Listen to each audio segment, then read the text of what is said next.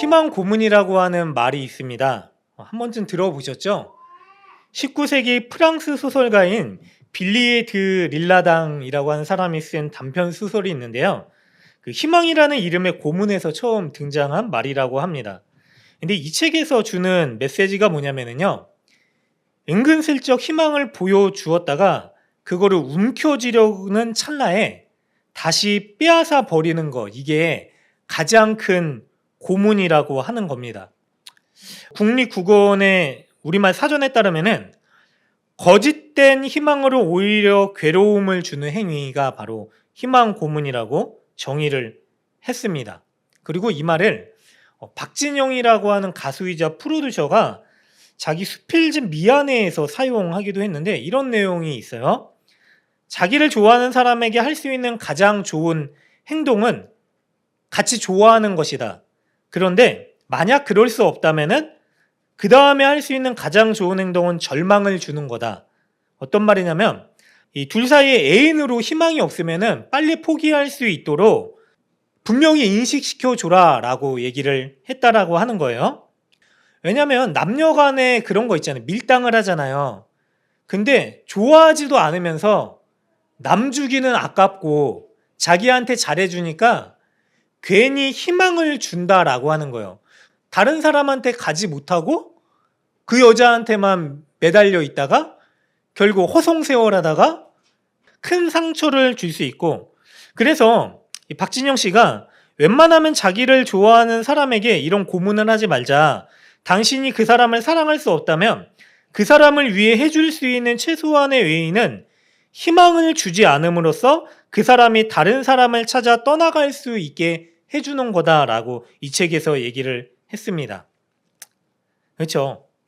여러분들 어떠세요? 여러분들은 우리에게 희망을 주는 것, 그런데 확신과 소망을 줄 수 없는 일에 집착하며 살고 계시지는 않습니까? 소원과요, 소망은 다른 거예요. 어떻게 다르죠? 소원은 우리가 원하는 것을 이루는 거예요. 그런데 자칫 소원이 소망이 되잖아요? 그러면은 우리가 이루려고 하는 소원을 이루지 못했을 때 사람들은 절망하게 됩니다.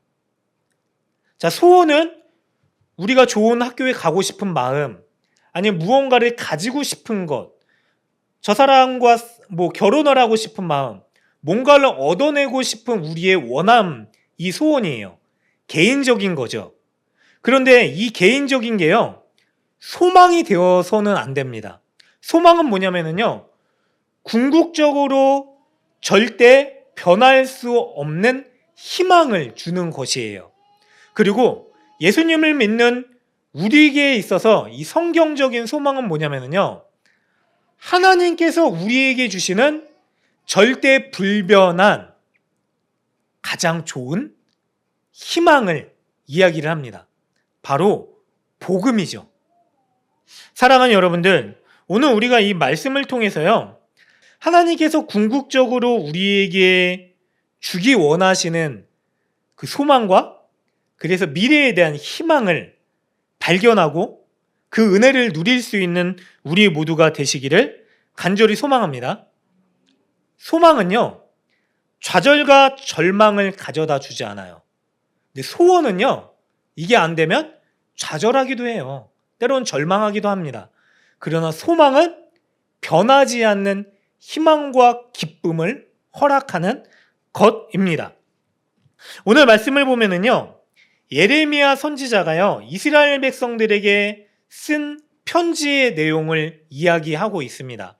어떤 상황 가운데 이 편지가 쓰여졌냐면요, 이스라엘 백성들이 하나님을 온전히 믿지 않음으로 인하여서요, 하나님이 이스라엘을 바벨론 제국이라고 하는 도구로 징계를 하세요. 자, 징계는 뭐냐면요, 망하고 끝나는 게 아니라 하나님께서 잘되기 위한 여정 가운데 내리시는 결단입니다. 결국 주전 597년에 예루살렘에서는 그들의 평생 잊을 수 없는 치욕의 순간이 찾아오게 됩니다. 바벨론이 예루살렘을 침공하게 됩니다. 그래서 오늘 우리가 읽은 말씀 1절을 보면은요, 선지자 예레미야가 예루살렘에서 이같이 편지를 느부갓네살이 예루살렘에서 바벨론으로 끌려간 포로 중 남아있는 장로들과 제사장들과 선지자들과 모든 백성에게 보냈는데, 그러니까 바벨론이 쳐들어와가지고 이스라엘 백성들을 포로로 끌려간 거예요. 그런 의미에서 2절을 보면은요, 그때 여고니아 왕과 왕후 궁중 내시들과 유다 왕과 예루살렘의 고관들과 기능공과 토공들과 예루살렘에서 떠난 후라라고 이야기를 하는데, 바벨론 제국은요, 한 나라를 점령하고서 사람들을 끌고 갈 때 아무나 끌고 가지 않았다라고 합니다. 그러니까 바벨론에 도움이 될 만한 경제, 교육, 문화에 기여할 수 있는 사람들을 다 끌고 간 거예요. 남아있는 사람들은 힘이 없고 연약한 사람들이었었겠죠. 그래서 다시 그 나라가 재건하지 못하도록 하고 바벨론 제국에 도움을 줄 수 있는 인재들을 다 끌고 갔었던 것이고요. 우리가 잘 알고 있는 다니엘이라고 하는 사람도 그중 한 명이었었습니다. 그런데 이스라엘 사람들이 이런 상황을 경험하고 나서 어떤 마음이 들었을까요? 아마 좌절했을 것입니다. 왜냐하면 이스라엘이라는 나라가요, 그 당시에 아주 강성한 나라는 아니었지만 이 사람들 인식 가운데 이런 게 있었어요. 우리는 하나님이 선택하신 백성들이라 라고 하는 그 정체성, 자부심이 있었습니다. 그래서 뭐 아수르라든지 바벨로니아 제국이라든지 페르시아라든지 그 이후에 계속해서 제국이 나타나게 되는데, 이 사람들이 그들을 무시할 정도로, 그들은 이방인이다, 하나님 모르는 사람들이다 라고 무시할 정도로 자부심이 대단한 사람들이었었습니다. 그런데 어떤 일을 경험하게 되냐면은, 그런 하나님이 우리와 함께 하시는데 우리나라가 멸망을 한다? 그리고 하나님의 임재의 상징이었었던 예루살렘 성전이 저 이방의 미개한 족속들로 인하여서 짓밟히고 무너진다? 이거는 절대로 있을 수 없고 있어서는 안 되는 일이었었던 거예요. 그런데 현실로 그러한 일들이 몰아닥치니까 이 사람들이 어떤 마음이 생기게 되냐면 좌절했을 겁니다. 그리고 어떤 사람들 중에는 하나님에 대한 신앙을 잃어버리고 이방신들이 더 세네 라고 하는 마음을 가지고 배교하는 일들도 있었을 것입니다. 절망했고, 그리고 맹목적이고 잘못된 믿음으로 신앙이 변질된 사람들도 있었을 것입니다. 그러면은 왜 이런 일이 일어났을까요? 서두에도 말씀드렸지만 그들 가운데 하나님을 온전히 믿는 신앙을 잃어버렸기 때문에 그들이 징계를 받는 것이었습니다. 그런 의미에서요, 예레미야 선지자가 편지 가운데 이런 말을 써요. 4절에 보니까요, 만군의 여호와 이스라엘의 하나님께서 예루살렘에서 바벨론으로 사로잡혀가게 한 모든 포로에게 이와 같이 말씀하시느니라 라고 말씀을 합니다. 자, 그냥 상식적으로 힘의 균형으로 따지고 보면은요, 이스라엘 사람들을 포로로 끌고 간 건 누구냐면 당시에 가장 강한 제국이었었던 바벨론의 힘이었어요. 군사력이었죠. 맞죠? 이스라엘 백성들을 포로로 끌려간 거는 바벨론이에요. 무력으로 이스라엘 백성들을 포로로 끌고 간 거잖아요. 그런데 예레미야 선지자는 뭐라고 얘기를 하냐면, 포로로 끌려간 이스라엘 사람들에게 4절에 보니까 만군의 여호와 이스라엘의 하나님께서 예루살렘에서 바벨론으로 너희들을 사로잡혀 가게 하신 것이다 라고 이야기를 하고 있습니다. 여러분, 어떤 관점으로 세상을 보는지가 분명히 드러나죠. 세계관의 차이예요. 자, 당시의 사람들은요, 제국인 바벨론의 무력에 우리가 졌다라고 생각을 했을 것입니다. 그런데요, 하나님의 사람의 시선으로는 뭐냐면은, 이거를 끌고 가게 하시고 이 침략을 허용하게 하신 분은 바로 하나님이다 라고 하는 그것을 이야기해 줍니다. 여러분, 분명한 게 있습니다. 세상 모든 일들은요, 이 세상의 역사들은요, 하나님의 역사다라고 하는 사실입니다. 그래서 영어로 히스토리잖아요. 그의 이야기예요. 그가 누구냐면 하나님의 이야기인 거예요. 자, 제국이 일어나서요, 한 나라를 침략하고 무너뜨리고 하는 일들이 역사 가운데 끊임없이 반복돼요. 그래서 세상의 역사를 써내려가는 주인은 제국이라고 사람들이 생각할 수 있지만은요, 이 세상에 영원한 나라가 없듯이 성경 가운데서도요, 이집트라는 제국이 있었죠. 패권을 상실하고 허물어져 갑니다. 아수르라는 제국이 나타나요. 그 뒤에 또 이어서 바벨로니아가 나타나고요. 그 뒤에 페르시아가 나타나고요. 또 헬레니즘이 나타나고요. 그리스 문명이 나타나죠. 로마 제국이 나타납니다. 그 위에 얼마나 수많은 역사의 변혁이 있었습니까? 그런데 역사를 써내려가는 주인이라고 생각할 수 있는 힘과 패권을 가진 제국이 영원했습니까? 영원하지 않았어요. 결국 허물어졌어요. 여러분, 이 시대에 패권을 쥐고 있는 나라가 어디입니까? 미국과 중국이죠. 러시아도 마찬가지입니다. 그런데 그 나라들이 생긴 지가 얼마나 됐죠?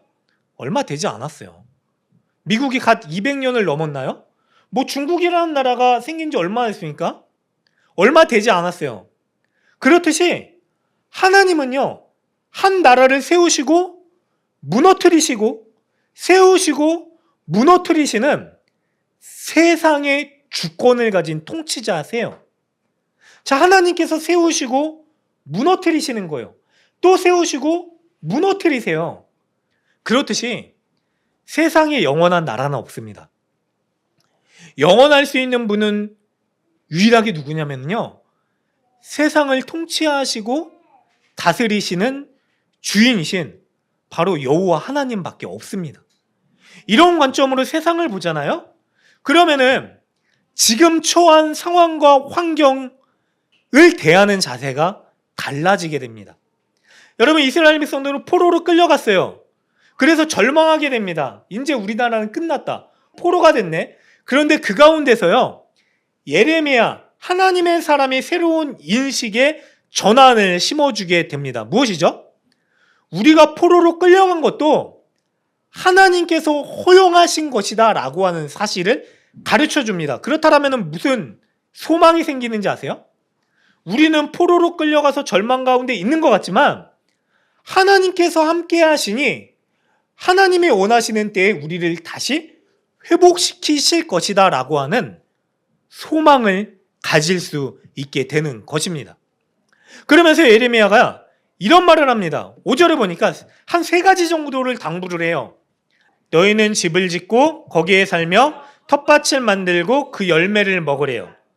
한마디로 뭐냐면 그 땅에 가서요, 당장 먹고 살 일들을 위해서 열심히 일해라 라고 얘기를 하는 거예요.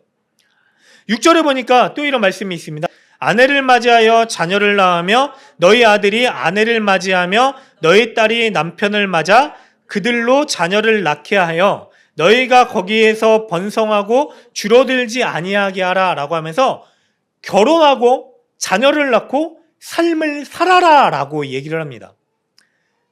여러분, 이스라엘 백성들이 포로로 끌려간 상황에서 가장 원하는 소원은 무엇이었을까요? 해방되는 거예요. 빨리 이 바벨론이 무너지거나 빨리 하나님이 역사하셔서 우리를 다시 우리의 땅 고국 예루살렘 이스라엘로 보내주시고 거기서 다시 하나님을 예배하는 것들을 꿈꿨을 것이었습니다. 그렇죠? 그게 그들이 가지고 있는 가장 큰 소원이었을 것입니다. 그런데 하나님은 그들에게 뭐라고 말씀을 하시냐면요, 너희가 거기 가서 들어가서 살아라 라고 말씀을 하세요. 자, 어떻게까지 사냐면요, 7절에 너희는 내가 사로잡혀 가게 한 그 성읍의 평안을 구해라 라고 이야기를 하세요. 그러면서 그들을 위해서 기도해라. 이는 그 성읍이 평안함으로 너희도 평안할 것임이라 라고 얘기를 해요. 원수예요. 여러분, 포로로 끌려가기 전에 이 침략으로 인하여서요, 얼마나 고통스러운 아픔을, 이 고난을 경험했는지 이루 말할 수 없을 정도였을 거예요. 사랑하는 가족이 군대에 무력으로 짓밟혀 죽었습니다. 약탈을 당했어요. 부녀자들은 막 끔찍한 말도 못할 일들을 당했을 거예요. 그런 치욕스러운 순간들을 다 경험하고 그 나라에 포로로 끌려갔습니다. 그런데요, 하나님께서 뭐라고 말씀하시냐면요, 내가 너를 위해서 그 나라를 진멸해 줄 것이다 라고 말씀을 하시는 게 아니라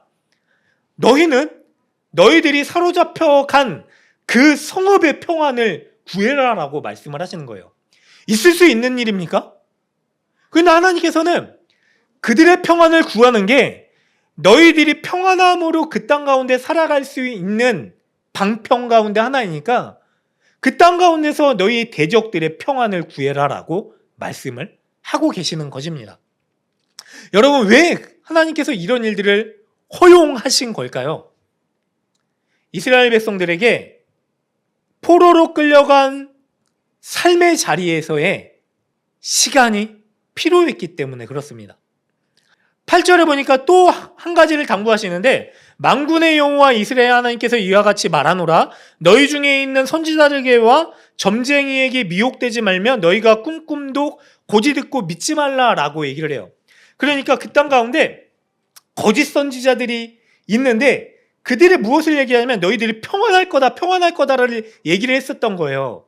그래서 보면은 예레미야 우리가 29장을 다루고 있는데 28장에도 보면 하냐냐라고 하는 거짓 선지자가 예언을 합니다. 예레미야 선지자는 거짓 선지자다, 내가 진짜 선지자다 라고 하면서 하나님께서 우리를 2년 안에 귀환시켜 주시고 회복시켜 주실 것이다 라고 하는 거짓 예언을 합니다. 그런데 결국 그 거짓 예언으로 인하여서 이 하나냐는 심판받아 죽습니다. 그런데 그들이 원하는 말을 들려주는 거짓 선지자들이 그들 가운데 수도 없이 있었다라고 하는 거예요. 여러분, 하나님의 사람은요, 어떤 말을 전하는 사람입니까? 하나님의 말씀을 그대로 거짓 없이 찻대고 풋대고가 아니라 온전하게 전하는 사람이에요. 하나님의 사람은요, 주의 뜻을 가감없이 전하는 사람입니다. 그리고 하나님의 사람은요, 가감없이 하나님이 들려주시기를 원하는 말씀을 듣고요, 순종으로 반응하며 결단하며 살아가는 사람들입니다. 그런데요, 때로는 우리의 상황 가운데 어려움이요, 하나님의 말씀이 들려지는 것보다 우리의 원함을 따라 살게 만드는 일들을 하게끔 합니다. 이스라엘 백성들의 소원은요, 빨리 풀려나는 거예요. 다시 우리의 땅, 고향으로 돌아가서 다시 그 땅 가운데 행복하게 사는 겁니다. 이게 그들의 소원이었었어요. 그런데 그들의 소원을 악용한 사람들이 등장하기 시작했어요.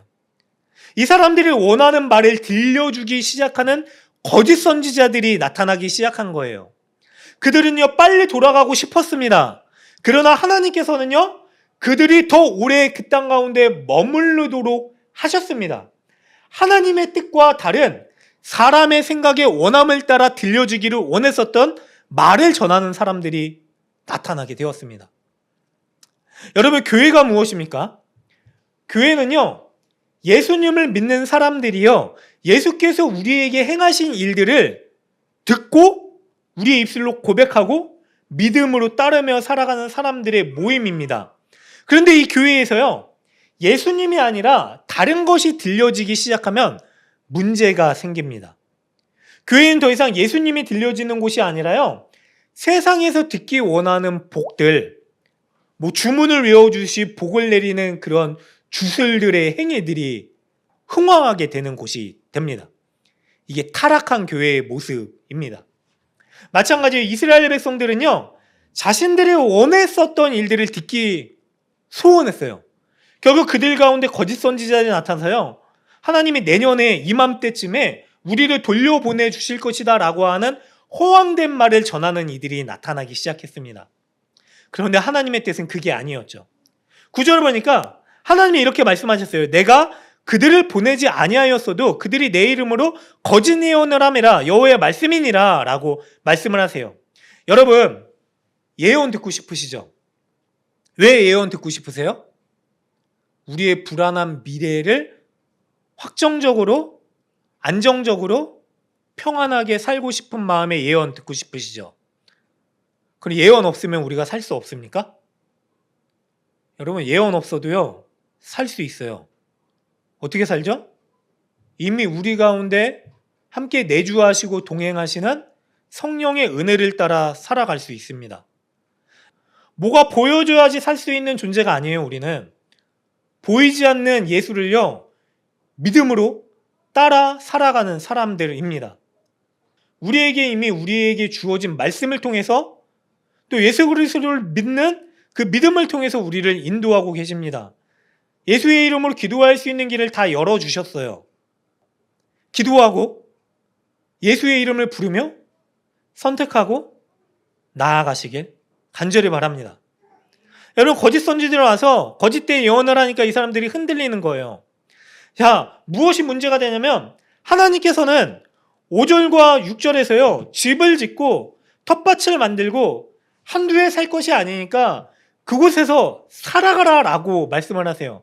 이제 너의 삶의 터전은 바벨론 포로의 자리다라고 말씀을 하신 거예요.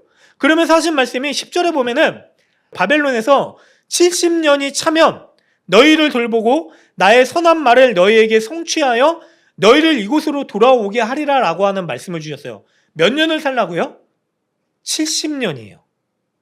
이스라엘 백성들은요, 내년이면 가겠나, 내후년이면 가겠나, 그들 가운데 거짓 선지자들이 들어와서요, 걱정하지 마십시오. 하나님이 지금 일하고 계십니다. 내년이면 끝날 겁니다. 내후년이면 끝날 겁니다. 라고 얘기를 하고, 그것 때문에요, 그들은 현실의 삶을 하나님이 원하시는 대로 살아가지 못했습니다. 여러분, 그리스도인들이 살아가는 방식 중에 가장 중요한 게 있는데 어떤 삶의 방식이냐면요, 종말론적인 삶이에요. 그런데 이 종말론적인 삶이요, 우리 모두에게 주어졌어요. 종말론적인 삶은 뭐냐면 예수님이 다시 우리 가운데 오실 것입니다. 예수님을 기대하며 소망하며 살아가는 삶입니다. 그래서요, 이 땅 가운데 심판이 있을 것이지만 그 심판 가운데 우리는 예수의 이름으로 죄사함을 받고 영원한 하나님 나라에 들어가는 소망을 가지게 됩니다. 라고 하는 소망이에요. 그게 종말론적인 삶입니다. 세상의 심판주로 오시지만 우리의 구원자로 오실 예수님을 기대하는 삶. 초대교회 때도 마찬가지였어요. 마라나타 주 예수여 오시옵소서, 이게 초대교인들이 인사했었던 인사말이에요. 예수님 다시 오십니다. 여러분, 예수님 다시 오심으로 인하여서 그럼 우리는 이 땅 가운데 어떻게 살아가야 되는가? 두 가지 반응이 나타나요. 예수님이 곧 오실 것이기 때문에 이 땅 가운데 삶을 아무렇게나 살아가도 된다? 라고 하는 사람들. 이 사람들이 이단에 빠진 다미성교회 그런 사람들이에요. 예수님 오시는데 지금 삶이 무슨 소용이냐? 빨리 예배하러 와라. 기도만 해라. 야, 가산 다 탕진해가지고 빨리 주님께 바쳐라. 그런데 교주는 뭐하고 있었죠? 모아들인 헌금으로 부동산을 사고 있었던 거예요. 주님 다시 오는데 왜 부동산을 사겠어요? 거짓말한 거죠. 그런데 잘못된 종말론을 심어주니까요, 내일 당장 오시는데 주님이 내년에 오신다 그랬다, 이런 방식으로 사람들한테 접근하고 미혹시키니까 이 사람들이 삶의 의욕이 없어지는 거예요. 살아야 될 이유가 없어지는 거예요.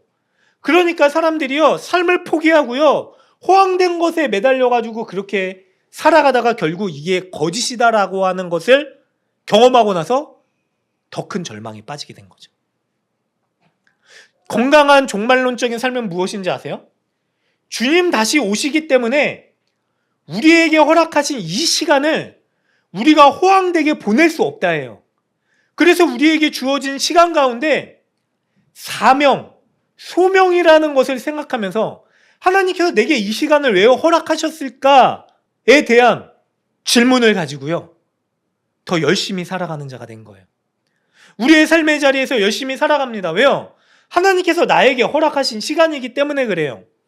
우리에게 맡겨주신, 만나게 하신 사람들, 우리 가족들을 더 사랑합니다. 열심히요. 왜요? 주님 허락하신 시간 동안 내가 가족들과 사람들을 사랑해야 되는 사명을 가지게 되었기 때문에 그래요. 이 땅 가운데 살아가면서요, 사람들은 자기의 소원을 이루지 못해서 절망하지만은요, 그들에게요, 절망하지 않을 수 있는 소망을 들려줍니다. 바로 절대로 우리를 실망시키지 않으시는 예수님, 예수 그리스도의 복음의 소망을 들려주죠. 그리고 영원히 끊어지지 않을 천국에 대한 소망을 가지게 해줍니다. 여러분, 이게 우리 가운데 주어진 삶이에요. 이 삶은요, 어느 곳에 있든지 상관없습니다. 이스라엘 사람들이 포로로 끌려간 삶의 자리는 어땠을까요? 익숙하지 않는 자리입니다. 특별히 문제가 되는 게 있습니다. 이스라엘 사람들은요, 신정국가예요. 나라 자체가 온 나라가 다 하나님을 믿는 사람들이에요. 나면서부터 하나님에 대해서 듣고 예배하는 게 삶이었어요. 날마다 성전에 가고요, 뭐 절기 때마다 가고요, 성전에 모여서 예배를 드리기 시작했어요. 말씀을 달달 외우는 삶이었어요. 그게 삶이었어요. 신정국가예요. 그런데 바벨론이라고 하는 나라는요, 더 이상 하나님에 대해서 들려지지 않는 나라입니다. 하나님에 대해서 말하면은요, 핍박이 있는 자리입니다. 그럼에도 불구하고요, 그래서 다니엘이 핍박받았잖아요. 이스라엘 사람들에게 요구되는 삶은 무엇이냐면은 이제 더 이상 하나님이 들려지지 않는 삶의 자리에서 살아라 해요. 그동안 이스라엘 사람들은요, 하나님을 가장 가까이 할 수 있는 자리에서 살았습니다. 그런데 그들의 삶의 결과는 어땠는지 아세요? 결국 하나님이 아닌 우상을 섬기는 삶으로 전락하게 됩니다. 하나님께서 끊임없이 하나님의 사람들을 보내셔서요, 하나님께로 돌아와라 라고 하는 신호를 보내주셨어요. 그럼에도 불구하고 이스라엘 백성들이 돌이키지 않자 결국 하나님께서 선택하신 극단적인 방법이 뭐냐면 그들이 징계하세요. 나라를 흔드세요. 그들은 절대로 망하지 않을 것이라고 하는 잘못된 신념을 무너뜨리세요.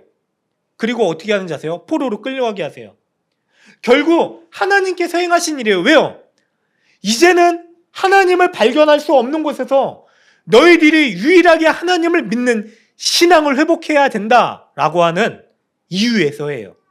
그래서 결국 바벨론으로 포로로 끌려가게 된 이스라엘 백성들은요, 이 포로 생활 가운데서 회복해야 될 일들이 두 가지 정도 있었습니다. 하나는 무엇이냐면요, 여호와 하나님만을 간절히 바라는 진실한 신앙이었었습니다. 여러분, 하나님을 찾을 수 없는 곳에서야 비로소 이 백성들이요, 하나님께 부르짖는 일들을 하게 됩니다. 제가 예전에요, 북한에 대한 하나님 마음을 주셔가지고 막 북한 뭐 선교사님에 대한 도전도 듣고 해가지고 북한 선교회라고 하는 동아리에 들어가서 기도했었던 적이 있어요. 신학생 때. 거기가 어떤 사람들이 있냐면요, 북한에서 처형을 앞두고요, 기적적으로 그 간수가 네 예수 믿지? 나가라. 도망가라. 내일 공개 처형 있을 거다. 라고 해가지고 하나님의 그 간수의 마음을 바꿔주시고 진실한 믿음으로 목숨을 내어걸고 예수를 믿었던 이 사람들의 순결한 신앙을 보고 그 간수의 마음이 움직여져서 탈출해서 중국과 태국 루트를 통해 가지고 우리나라에 들어와서 신학을 했었던 전도사님이 계셨어요. 결국 한국에서 신학을 하고 다시 북한으로 들어가셨죠. 왜 북한으로 들어가게 하셨을까요? 여전히 세상에서 가장 칠흑 같은 암흑의 권세가 짓누르고 고통당하는 그 땅이지만은요, 이 세상에서 가장 순결한 신앙의 순백의 꽃이 피어나는 곳이기도 합니다. 왠지 아세요? 고통이 극심하잖아요. 고통 가운데 유일하게 믿고 기댈 수 있는 한 분, 예수. 내 모든 것을 다 바쳐서라도 그 신앙을 지키는 믿음이 태동하게 됩니다. 북한 사람들이 그런 신앙을 가지고 있어요. 믿는 사람들은. 다수가 믿지 못하지만 여전히 암흑과 같은 곳에서 예배하는 사람들, 들려진 성경 말씀을 달달 외워서 발견하면 죽임당하니까 달달 외우면서 신앙을 지키는 사람들이 존재하고 있어요. 우리나라에서 라디오를 통해서 뭐 메시지들을, 찬양들을 막 들려 보내주면은요, 신락 같은 라디오에서 들려지는 그 메시지를 듣고 믿음을 지키는 사람들. 이스라엘 백성들이요, 결국 하나님이 들려지지 않고 찾을 수도 없는, 예배할 수도 없는 그 자리에 처하게 돼서야 그들은요, 하나님에 대한 신앙을 회복하게 됩니다. 우리가 왜 이 자리에 있어야 되는가? 왜 이 고난을 경험해야 되는가? 우리는 어떻게 해야 되는가? 이대로 망하고 끝나는 것인가? 라고 하는 질문 가운데요, 우리에게 남아있는 유일한 소망은, 미래에 대한 희망은 우리를 이곳으로 보내도록 허락하신 여호와 하나님 한 분밖에 없구나를 깨닫게 됩니다. 그래서 순결한 신앙이 회복되게 하시길 위해서 그들을 포로로 보내세요. 70년간. 한 가지가 더 있습니다. 그들은 그 자리에서요, 그들을 구원시켜 줄 메시아를 고대하게 됩니다. 여러분, 이게 메시아 신앙이에요. 우리에게도 동일한 메시아 신앙이 있죠. 바로 우리에게 구원자로 오셨고 다시 오실 예수 그리스도. 그래서 이 예레미야도요, 메시아이신 예수에 대해서요, 예언하고 있는 내용들을 쫙 써내려가요.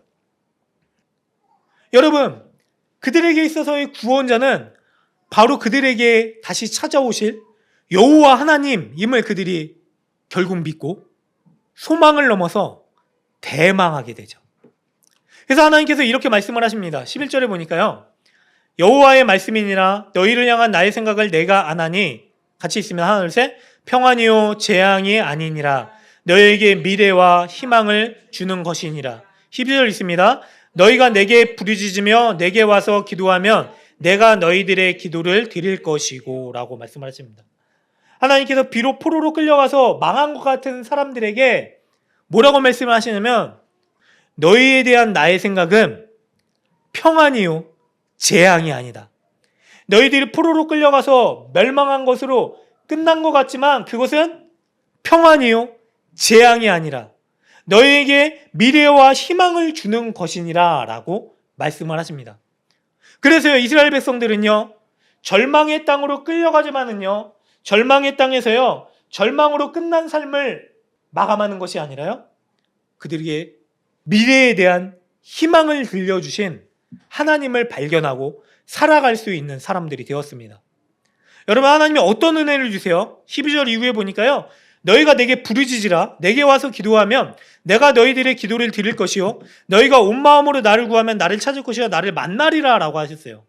이제는 부르짖어라, 찾아라, 내가 너희를 만날 것이라 라고 말씀을 주신 거예요. 약속이에요. 아무것도 보이지 않아요. 이제 성전도 없습니다. 이방 땅에 성전은 자기들의 고향에서 이미 허물어졌어요.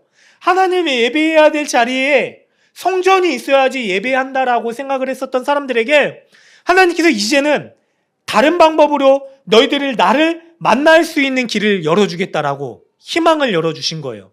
그 길이 뭐냐면 기도하고 찾고 구하면 내가 너희를 만날 것이다 라고 하는 미래의 희망입니다. 사랑하는 여러분, 우리에게도 동일한 은혜를 주셨습니다. 우리가 바라야 될 소망이 무엇일까요? 우리가 듣기 원하는 거를 듣는 겁니까? 바라던 소원을 이루는 겁니까? 우리의 소원은 끝이 없습니다. 아쉽게도요, 이거 이루면 다 끝날 것 같은데 끝이 없어요. 그렇잖아요. 학교 들어가면은 졸업해야죠. 졸업하면 취업해야죠. 취업하면 결혼해야죠. 자녀 생기죠. 우리의 근시안적인 소원은 끝이 없습니다. 그래서요, 우리의 소원에 소망을 두지 마시기를 바랍니다. 여러분, 예전에 베트남 포로로 사로잡혀 갔었던 장교 중에 짐 스톡데일이라고 하는 장교가 있었어요. 스톡데일 패러독스라고 하는 말 들어보셨죠? 이게 뭐냐면 그 장교가 포로로 끌려가서 20번이 넘게 고문을 당해요. 다리도 절개돼요. 수많은 군인들이, 미군 포로들이 다 죽었어요. 고문받다가. 소망을 잃게 됩니다. 절망하게 돼요. 그런데 나중에 이 장교가 풀려나게 돼요. 그리고 그의 자서전적인 책을 쓰는데 그 내용이 이런 게 있어요. 어떻게 그 기간을 견뎠냐?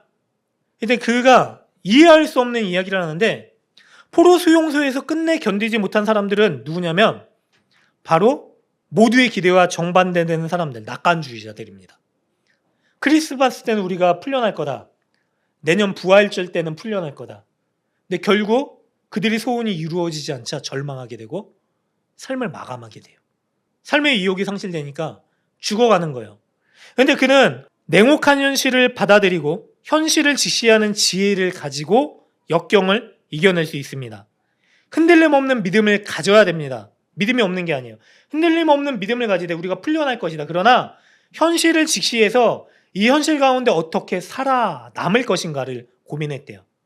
그래서 모스 부호를 만들어가지고요, 미군들에게 부호를 쓰면서 뭐라 그러냐면 너는 사랑받고 있다. 사랑받는 사람이다. 너를 사랑한다.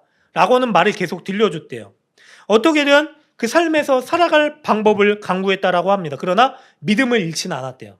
결국 나중에 풀려나가지고 삼성 장군이 됐대요. 그러면서 하는 얘기가, 교훈이 이거예요. 막연히 잘 되겠지라고 하는 식의 희망상식 낯가름보다는 당장의 어려움을 인정한다는 전제 아래 현실에 임하는 쪽이 바람직하다. 여러분, 우리의 소원은요, 당장에 우리에게 필요한 것들을 듣고 이루는 게 아닙니다. 그게 우리의 소원이 소망이 되면은 우리는 곧 절망하게 됩니다. 우리의 소망은 어디 있냐면요, 그럼에도 불구하고 우리를 포로로 끌려가게 하시지만, 포로로 끌려간 이스라엘 백성들의 가장 큰 절망은 뭔지 아세요? 포로로 끌려가서도요, 하나님을 발견하지 못하는 거예요. 하나님을 발견하지 못하고 믿지 않아서 포로로 끌려갔는데요, 포로로 끌려가서도 하나님을 발견하지 못하는 게 그들의 절망입니다. 하나님께서는 그 자리에서 비로소 하나님을 발견하게 하셨어요. 긴 시간이에요. 그런데요, 그들을 붙들고 계셨습니다. 그리고요, 그들이 하나님을 발견하고 하나님께서 그들에게 주신 미래에 대한 희망을 잃지 않게 하셨습니다. 결국 하나님께서는요, 그들을 포로된 자리에서 회복시키시고요, 그들의 삶의 자리를 회복시켜 주십니다. 역사상 정확하게요, 바벨론이 고레스에 의해서 무너지게 됩니다. 70년이라는 시간이 지나요. 그리고 이스라엘 백성들이 포로에서 귀환을 하게 됩니다. 이게 진짜로 이루어졌어요. 그리고 이스라엘 백성들은요, 성전을 재건하고 여호와 하나님을 찬양하며 다시 성전에서 예배할 수 있는 은혜를 누리게 됩니다. 사랑하는 여러분들, 우리의 삶의 자리도요, 하나님께서 허락하신 자리입니다. 우리는 그래서요, 예수님이 다시 오실 것을 믿고요, 예수님께서 우리에게 허락하신 이유를 구하면서, 기도하면서 열심히 살아가야 됩니다. 그 은혜를 누릴 수 있는 우리 모두가 되시기를 주님의 이름으로 간절히 축원합니다. 하나님께서는 우리를 절망하도록 내버려 두지 않으세요. 주님께서는요, 이미 우리의 유일한 대안이자 소망이요 미래의 희망인 예수 그리스도를 보여주셨습니다. 시간이 많이 지났지만은요, 제가 지난주에 체력적으로 너무 힘들어서요, 집에 운전하고 가는데 아프기도 했고 요새 철회하느라고 그랬는지 이 찬양이 나오더라고요. 주님여 이 손을 꼭 잡고 가소서. 그러다가 한번 들어봐야겠다 부르다가 유튜브 검색을 했는데 한 찬양팀이 나와요. 근데 보시면 아시겠지만 여기까지는 똑같은데 뒷부분을 넘어가면은요, 찬양팀 하면 요새 나오는 찬양팀이 다 그러잖아요. 젊고 화려하고 멋지고 대단한 세션들. 근데 갑자기 이 카메라 앵글이 잡히는 게 누구냐면 다 덕족도라고 하는 섬에 찬양팀이 들어가서 섬기는 거예요. 요새 카메라 좋잖아요. 근데 나이 드신 이분들의 주름 하나하나가 다 앵글에 잡히는 거예요. 근데 이분들이 저 찬을 따라 부르면서 간절한 마음으로 찬양을 하더라고요. 제가 이걸 보면서요, 느낀 게 있어요. 그냥 저에게 주는 감동이 있어요. 하나님, 저도 제 얼굴에, 제 온몸에 저런 주름과 같은 하나님과 동행하는 흔적이 새겨지길 소망합니다. 하나님이 우리에게 주신 삶의 자리에서의 삶이 우리에게 원하시는 삶이 그게 아닌가 생각을 해봐요. 여러분, 저분들이 얼마나 살아가면서 수많은 애환을 겪었겠어요. 근데 저 자리에서 찬양을 하고 있는 거예요. 주님, 내 손을 꼭 잡아주세요. 앞으로 살아갈 날 동안 내 손을 꼭 잡아주세요. 제 주름 하나하나에, 이 근심 하나하나에 새겨졌던 하나님과의 흔적을 앞으로도 새겨주세요. 여러분, 우리가요, 그렇게 주님 붙들고 살아갈 수 있는 삶이 되길 바랍니다. 우리의 삶의 자리에서요, 그렇게 살아갈 수 있는 우리 모두가 되기를 주님의 이름으로 간절히 축원합니다.